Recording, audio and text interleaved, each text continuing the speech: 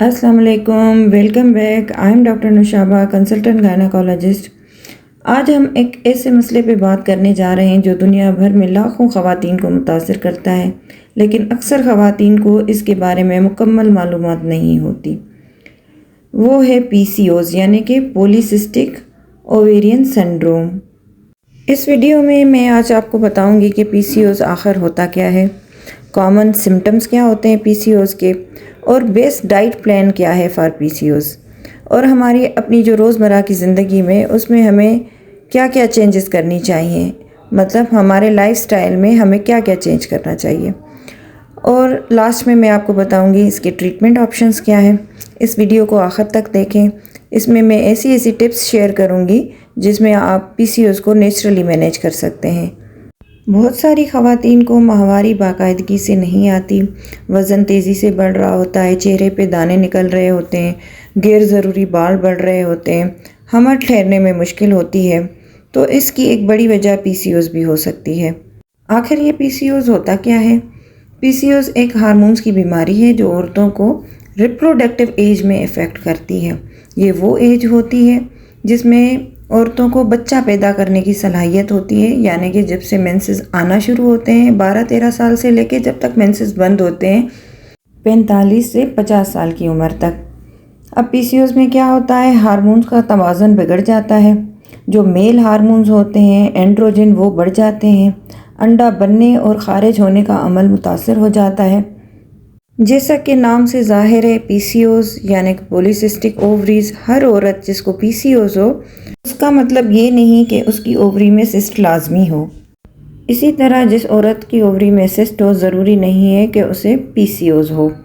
PCOS जो mainly effect करता है वो आपके मेंस्ट्रुअल साइकिल को इफ़ेक्ट करता है, आपके हार्मोन्स को इफ़ेक्ट करता है, बॉडी के मेटाबॉलिज्म को इफ़ेक्ट करता है और फर्टिलिटी को इफ़ेक्ट करता है। और PCOS की कॉजेज़ क्या हैं? PCOS की कोई एक वजह नहीं होती, लेकिन आम वजूहात ये होती हैं जिसमें सबसे टॉप पे इंसुलिन रेजिस्टेंस आ जाती है, जिसमें क्या होता है कि जिस्म इंसुलिन को सही इस्तेमाल नहीं करता, इंसुलिन लेवल बढ़ जाता है, मर्दाना हार्मोन्स बढ़ जाते हैं, एंड्रोजन ज़्यादा हो जाता है, प्रोजेस्टेरॉन कम हो जाता है, ओव्यूलेशन इरेगुलर हो जाती है, और किसी किसी की बहुत स्ट्रॉन्ग फैमिली हिस्ट्री होती है PCOS की। अगर ख़ानदान में PCOS ज़्यादा हो तो उसके चांसेस होने के बढ़ जाते हैं। और लास्ट में आ जाता है अनहेल्दी लाइफस्टाइल, जिसमें आ जाता है जंक फूड का ज़्यादा इस्तेमाल, एक्सरसाइज ना करना, एंजाइटी।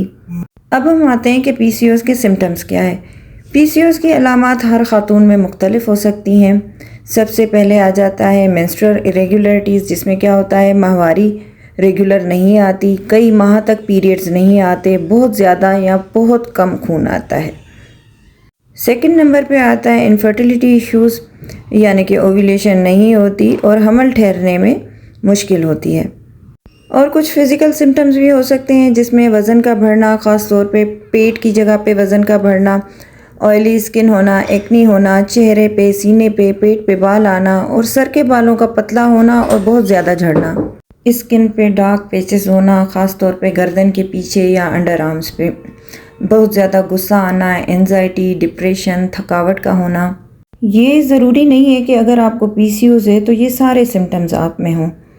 डॉक्टर्स PCOS को कैसे डायग्नोज करते हैं? पेशेंट की कंप्लीट मेडिकल हिस्ट्री लेते हैं, उसका फ़िज़िकल एग्जामिनेशन करते हैं, उसके कुछ खून के टेस्ट कराते हैं जिसमें हार्मोनल टेस्ट भी शामिल है, और उसका एक डिटेल्ड पेल्विक अल्ट्रासाउंड करवाते हैं। आमतौर पे इन 3 अलामात में से अगर 2 अलामात हों तो PCOS डायग्नोज किया जाता है, जिसमें एक आता है कि इरेगुलर मेंसेस आते हों और मेल हार्मोन्स बढ़ जाएं जिसमें एंड्रोजन, और तीसरा ये होता है कि अल्ट्रासाउंड में ओवेरियन सिस्ट कंफर्म हो जाए। इन तीनों में से अगर कोई भी 2 अलामात मौजूद हो तो फिर उसको PCOS लेबल किया जाता है।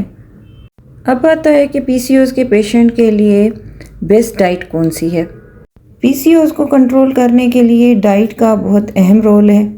जो चीज़ें खानी चाहिए उनमें आ जाता है ओट्स, ब्राउन चावल, चक्की आटा, अंडे, मछली, दालें, चिकन, सब्जियां और ताज़ा फल। ऑलिव ऑयल इस्तेमाल करें, नट्स और सीड्स भी अपनी डाइट में शामिल करें। और किन चीज़ों से परहेज़ करनी चाहिए वो है मीठा, कोल्ड ड्रिंक, सफ़ेद आटा, सफ़ेद चावल, फास्ट फूड और बेकरी आइटम्स। زیادہ دودھ اور پنیر بھی نہ استعمال کریں، اور ایک یہ اصول بنا لیں کہ تھوڑا تھوڑا کر کے کھائیں اور کھانا اسکپ نہ کریں۔ اب ہم اس بات پہ آتے ہیں کہ پی سی او ایس کی ٹریٹمنٹ کیا ہے۔ پی سی او ایس کا مکمل علاج نہیں ہے، لیکن اسے کنٹرول کیا جا سکتا ہے۔ فرسٹ پہ آ جاتی ہے میڈیکل ٹریٹمنٹ، جس میں آپ کو ہارمونز کی گولیاں دی جاتی ہیں تاکہ آپ کا مینسٹرل سائیکل جو ہے وہ ریگولر ہو۔ اس کے علاوہ انسولین کو کنٹرول کرنے کے لیے دوائی دی جاتی ہے۔ اگر انفرٹیلیٹی کا پیشنٹ ہے تو اسے دوائیاں دے کے اوویولیشن کرائی جاتی ہے، اور جو میل ہارمون آپ کے جسم میں بڑھ جاتے ہیں جس کی وجہ سے دانے نکل آتے ہیں، چہرے پہ بال نکل آتے ہیں، اس کو بھی کم کرنے کی دوائیاں دی جاتی ہیں۔ سیکنڈ نمبر پہ آ جاتا ہے لائف سٹائل چینجز۔ ڈیلی کم سے کم 30 منٹس کی ایکسرسائز کریں، وزن کو کنٹرول کرنے کی کوشش کریں، اپنی نیند پوری کریں اور ذہنی دباؤ سے بچیں۔ اور کچھ نیچرل میتھڈز آ جاتے ہیں جس میں بیلنس ڈائٹ آ جاتی ہے، یوگا کریں، واک کریں، اور سپلیمنٹس کبھی بھی ڈاکٹر کے مشورے کے بغیر نہ لیں۔ کسی بھی قسم کی دوائی شروع کرنے سے پہلے ڈاکٹر سے ضرور مشورہ کریں۔ اکثر خواتین کا یہ سوال ہوتا ہے کہ کیا پی سی او ایس کے ساتھ میری پریگننسی ہو سکتی ہے؟ تو اس کا جواب ہے جی، بالکل ہو سکتی ہے۔ بہت ساری خواتین پی سی او ایس کے ساتھ نیچرلی بھی کنسیو کر لیتی ہیں، اور کچھ کو ٹریٹمنٹ کی ضرورت پڑتی ہے۔